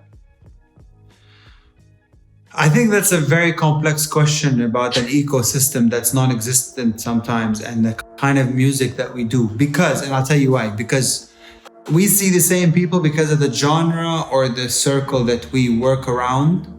But let's say a Mashru' Layla comes and performs, you're going to see a whole different segment of people show up. Let's say a Narsi comes and perform, you're going to see a whole different circle of people show up. It's just, I feel like there's a lot of different segments, and it's so segmented at this point that it's crazy. So the reason why the same circle shows up when we do things or you do things or whatever is because we are not transcending to speak to everybody in some way, shape or form, and it's not really catching. But see, okay, again, this is where I come in from that. If you look at the Sudanese community, okay, I want to talk Sudan, they show up, they support, they come in numbers. There is something about Sudan that is just, that's what I think we're missing. And I really want us to look up to Sudan and how they do things in terms of, man, hatta in terms of numbers. Like, they come in, and again, not a lot of them have into big numbers. They just come in quantity. It's crazy. Yeah. I posted a spitter lockdown challenge done by a Sudanese rapper. Her name is Ranoush on Twitter. Her post got 40,000 tweets. Mine got 5,000. And they're all from Twitter fans from Sudan. I really just want to take this opportunity to say, I wish we look up to that, there are people, not everyone that retweeted her, she knows. It's just Sudan. Yeah, of course. Sudan as a country is behind this artist or whatever. I don't think that we have that here, man, because of this third culture kid that we have. Mafi, Yeah. How many Syrian fans you really have as Moh Flow? Not many. So, because he's not maybe talking to him. But if you talk to Bukulthum, majority of his fans are Syrians. Sudan. That's true. That's true. Because he's so rapping again, in Arabic. You never blame the fans. I don't think you blame the fans in this situation. Again, like if Abu Kulthum comes in and he's able to do it, then it exists. We just haven't been able to tap into it the right way. Oh yeah, that I agree with. So, and I think this is where, but this is where you're able to do it. But also like the whole, you have to understand like where Mo grew up and where he came from and the different regions that he's been able to live in and stuff also creates a really third culture in you that it's very hard for you to break sometimes. And it just, that's your comfort. It becomes your comfort zone, unfortunately. And recently we've been seeing a lot of nationalism in music where, oh yeah, this guy is from there, so I'll support him. This guy من هنا يعني من عندنا. This guy, oh, you grew up here, but you're not from here. يعني, yeah, cut the mic, yo. You know what I mean? And it's like, it's sad, but the thing is, I know what you're saying, but you have to know that the direction that where things are headed into, it's never gonna play to our advantage. I'll keep it 100 with you, man. I'll keep it 100% real. I think there's a lot of hypocrisy because again, there's a lot of examples of people in the West doing it, and they're like, you know, whatever. But because the West loves Eliana, okay? But Eliana also has a lot of fans from Palestine, where she's originally from. You got a guy like, for example, over here who's like Syrian, Lebanese, Palestinian, but doing English music. They don't connect to the Palestinians because, you know, maybe this is not what their connection. And you need to find third culture kids in Palestine or Palestine to connect with. It's such a tricky thing. And that's why I'm telling you, she did a song with Saudi, and all of a sudden, NBC is calling, you know, yo, where is she from? Did you know about this? You got a message by the producer of NBC. Did you know about Eliana? Like, bro, I know about Eliana a couple of years ago. Now you guys caught up to her because she did a song with Masari. And all of a sudden, you know, yeah, oh wow. بتأدي عربي البنت, you know, like she's so yeah. I'm just saying you talked about something important you didn't tap into, but there's so many people that go through every single song that Mo sings on. I feel it, bro, and I'm turning 40 again, so I connect with that, and I just don't understand what is it, the fan base is not big enough, and we're talking like this. The fan base, the nationalism, like look, every artist always breaks with a fan base from where they're from. That's why Jay-Z till today goes like, is Brooklyn in the house till today? There's a reason. There's a fan base from your city or your town or your group of people from where you came from that it initially says this guy is a star. And then when you leave that place to go to do whatever's next, that is your propeller. But for us, because we've lived in so many different places that we're not from nationality wise, like, I mean, we grew up in Saudi and Jeddah is home, but we're not from Saudi.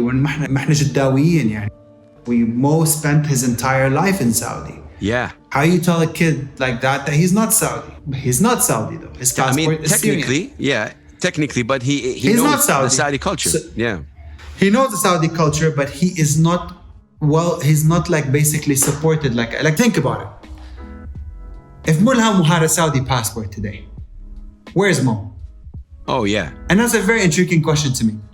لو ملهم معاه جواز أمريكي أو another, and maybe we might have to cut the segment out.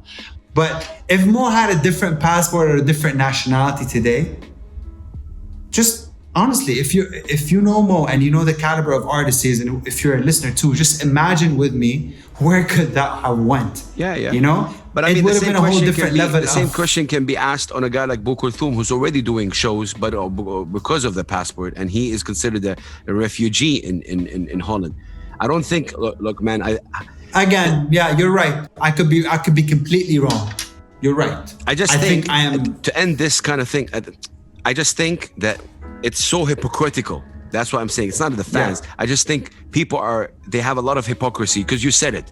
Why do I listen to a Drake? Because Drake is from there, and I can't listen to one of our own, right? And it's so kind of like, for weird. example, like, I'll be very honest Pre-Cairo is incredible, for example.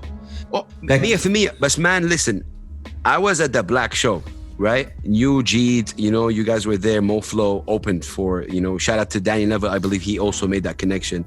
Yeah, Danny put the whole play together. Yeah, big up, salute. So when I was there, was standing like up, I could hear people saying, "Yeah, where's Black? Get these guys off." طب ما واحد اسمه Moh Flow, like, you know, like they're from here. It was actually Majid. Majid was performing, Majid. not Mo. Yeah. You know, صح, Jeed. And you can hear people saying, you know, like that. And that. But that would have happened to any up and coming artist. Has it would have happened in the States if someone's performing before a black was unknown. ما في حس. You're telling me this would never happen in a country like Sudan. I'm telling you from now. There's no way. If people know that this guy is Sudanese opening up in Sudan, you know, like Jeed is like Arabi and he's opening for one of the best, you know, performers, singers, you know, like incredible. So هذا مش موجود, and it will never, I think, happen. It will never break until this sense of, you know, until we have a star from the region. I'll be honest with you. I think until we have a star in the region, it's like a startup. Until we have one guy or one artist that really breaks from the region, who's from the region, like Arabi, then we will have it. It happened to Nigeria and Africa, by the way. Yeah. Where I feel like I'm not very knowledgeable about that part, but when we have one guy break really hard from this region, it will change the perception for everybody, because everyone will go like, oh, he might be next. Yeah, we should support him. So we look like we're early on and we got this guy's back because he's from here. And when we start having these kind of things, it will break a lot of barriers for a lot of kids. And look, man, I'm going to be very honest with you. I'm going to go on the record and say it. Like, I really think Moh Flow definitely is that artist. But when people ask me, and I get a lot of that question, if you want to name one name out of this region in terms of, like, you know, putting it out there, and I know I'm putting myself on blast here, I would definitely say a guy like Abri, right? Like, Abri is an incredible guy in terms of performers, in terms of his experience. You know, the guy opened up for Sade, and he was like, it's not about that. His work ethic and his, you know, it's just because he's the name. But if you're talking, you never know. Also, it could be Pre, it could be Freak, it could be Robin. Yeah, but see again, but these names that you're mentioning right now, there's a difference here. Freak breaks all that. Freak is already connected because he's doing Arabic. And he is already, Freak does this thing where he is madly connected. Freak, I had a very, very important, teacher in the States that will also rename nameless, that is connected to OVO and many other also affiliates. Write to me about Freak, telling me who's this guy. What they didn't talk to me about any others. Although in that place where they saw Freak, they saw Mo, they saw others, but Freak caught the attention because, like, whoa, what is it? Somali? He's in the UAE. What kind of music? What is he saying here? Has, tell me what is he saying here? And again, it's impact, bro. You know? Of course. Nas is a businessman. Nas just launched Mass Appeal India, signed Divine, who doesn't even speak 2-3 words of English, and Raja Kumari as artist of Mass Appeal, which is Nas, one of the greatest poets, definitely top 3, rap in my opinion, all time. And it was like he got an Indian rapper.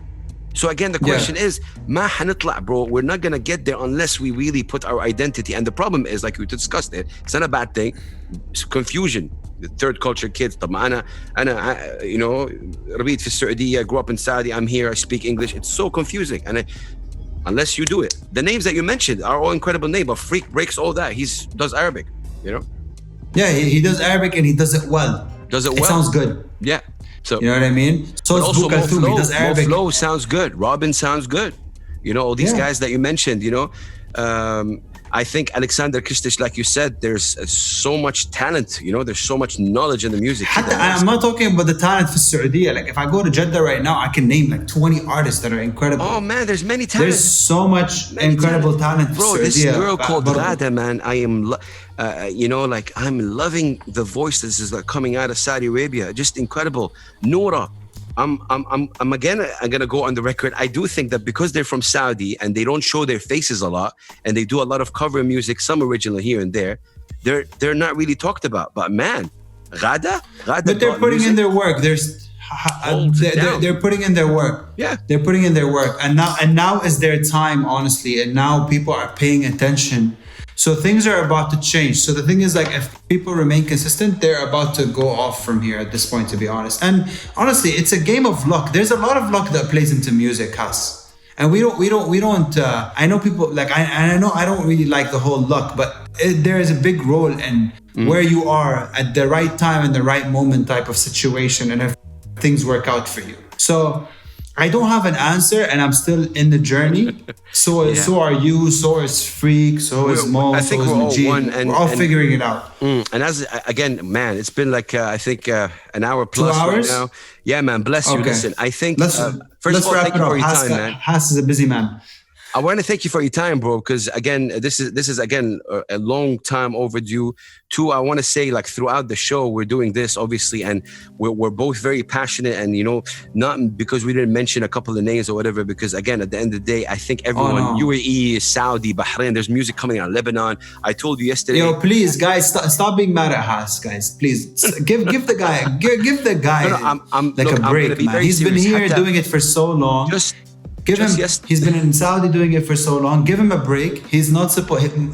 he's not a microphone, and he's not a هو ما هو billboard. إنسان هو عنده أحاسيس ومشاعر, and he likes something sometimes, doesn't like something sometimes. Not every time he goes on an interview and يطلع لستة ويذكر كل أحد بالأسماء alphabetically من A to Z عشان ما حد يزعل يقول قلت اسم هذا قبل اسم كمان. We have to give. Look, listen, how many? To be fair, you and Moh Flow and Jeet, exactly these three people, you've been very vocal to me about sounding and out my opinion, and I don't think I would have had this discussion with Anas, because remember we talked yesterday a little bit, and we talked about Anas, and it was like, yo, that's inspired. I hit him up, and we really had an hour back and forth on DMs. It was crazy, and that led to actually me accepting the new Anas Arabi Kabi, and actually understanding a little bit, which led to a couple of posts that I did on Instagram. So I think it was more of a really cool thing. So again, what people don't know, man, is that you and Mo really inspire me a lot. Also Jeed, he doesn't know that, but I always tell him that. I know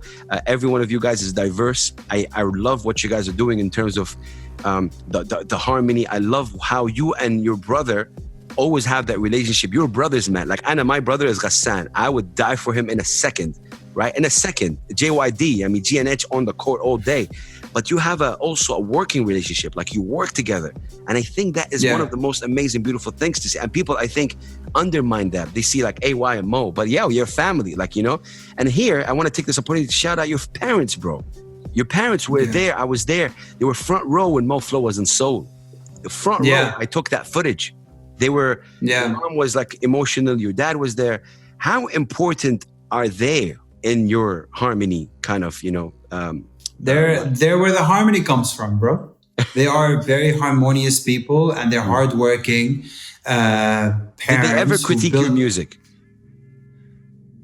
My dad does. He goes like, yo, you should have had Mo do this, or what about if he does this? And he sends me some songs here and there. But obviously they don't understand hip hop that much, because they come from a different era and they listen to different things. But it's because they love us as their kids. They listen to it and they come and like recite some songs, and like they love like my dad loves Speaking Crazy, which is weird, which is insane to me. Like it's like a really dark song, but they really like that. He likes that song. Or they like Purple Flowers. Purple Flower is everybody's favorite song.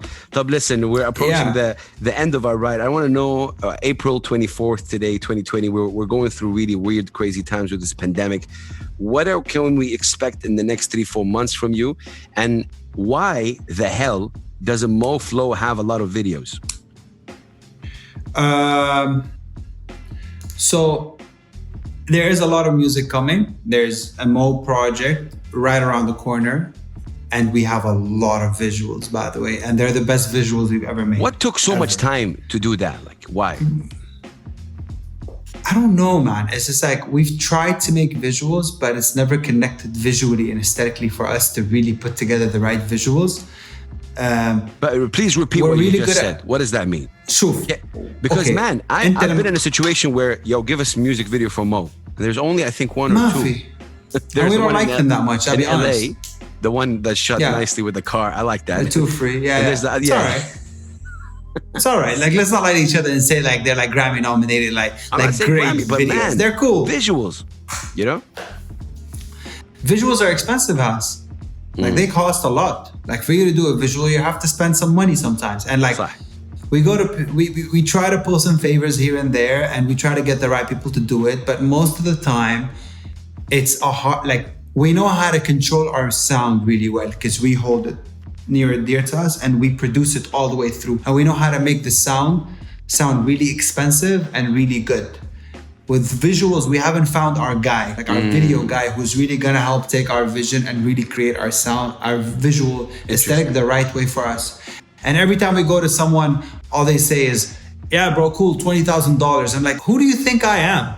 Like, I'm not about to spend $20,000 on a video for sure, first of all, because I don't have that kind of money. So in the next 3-4 months, what can we expect, at least from you as AY, production-wise? So here's the good news. Majid has a massive amount of music coming out. Like the most amount of music we've seen. That's the most amount of music we've seen from Majid in a very long time. It's very cohesive, it's very strong, it's very aggressive, it's very storytelling. It's the Majid that we like. And then we have a very different view of Mo, very strong, very aggressive, almost rap-like, but melodic, but not as soft as Faith at all. It's very like Mo's back in his, like come for me at this point, like pause, sorry. Like basically, let's go. Like kind of like Mo's going really hard at this point. Okay. And then we have Adam Nabil taking the R&B route and the beautiful route. So we have Adam also with a big chunk of music. Actually, Adam will be first to go probably because Adam's first project's already done. It's a 3-song EP that's gonna come out very soon. On top of that, we have about 2 songs coming out from Michelle still right now, and one of them is with Adam Nabil, by the way. It's a beautiful song. Wow. Yeah, so we have that, and then man, like we have some really cool features with Mo as well that we're working on. Amazing. With the really cool artists too that we've talked about in this segment right now. And then obviously as a producer, I've been working on creating producer products as well. So we've been releasing sample packs, which are basically just layers they're idea starters for producers, and they've been doing really well online. So that's really cool.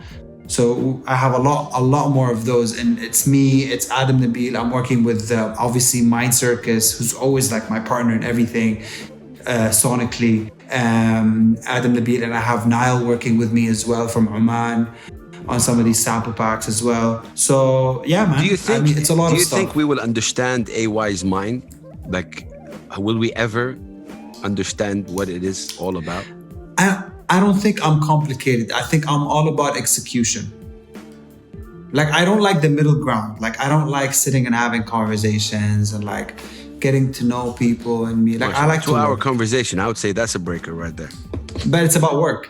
Yeah. It's about work. It's about shit that I'm passionate about. Like, I like working. Like, that's what I'm about. Like, I like to work. I like to execute. Well, man, ideas. listen, I wish you all the best, man. Again, I've known you for quite some time, and I think this was really way overdue in terms of you've been very supportive of me, especially you, you've been very vocal, like, about supporting me personally ever since, I remember when I launched the radio show, you were really, really happy for me. AY, guys, if you're still tuning in, which is amazing, AY helped me launch kind of my first radio segment back in Saudi. He recorded it in his house, I remember. And in all honesty,